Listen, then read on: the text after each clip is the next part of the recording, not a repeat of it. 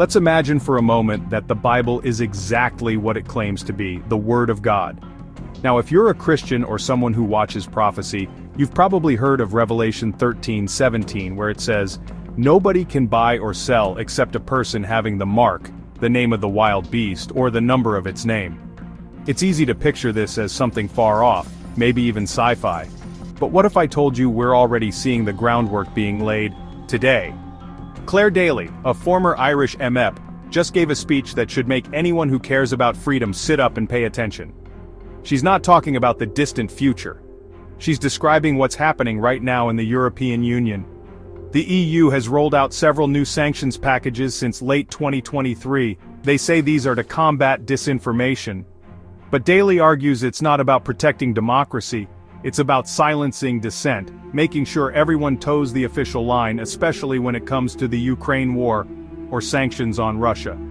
Here's where it gets chilling. These sanctions don't just target foreign actors, they're hitting EU citizens too. Daly reads the story of a German blogger who's been sanctioned. This person can't buy food, can't pay rent, can't access their own money, can't leave or enter the country freely. Every single transaction, no matter how small, has to be approved by the authorities. Even friends who try to help risk being sanctioned themselves. And all of this, no charges, no trial, no evidence. Decisions are made in secret, with zero due process.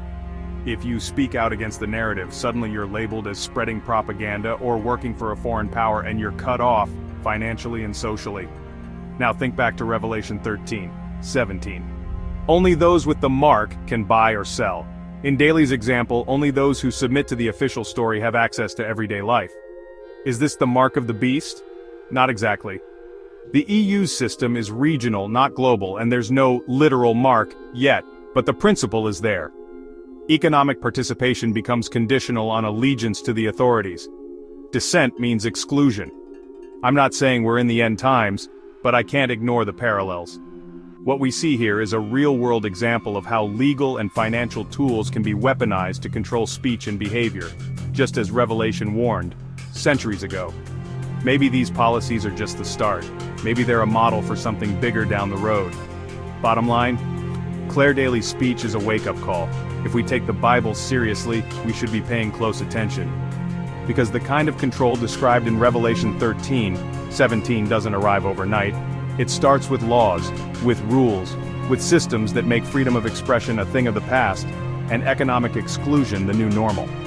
So, what do you think? Is this prophecy in motion or just history repeating itself?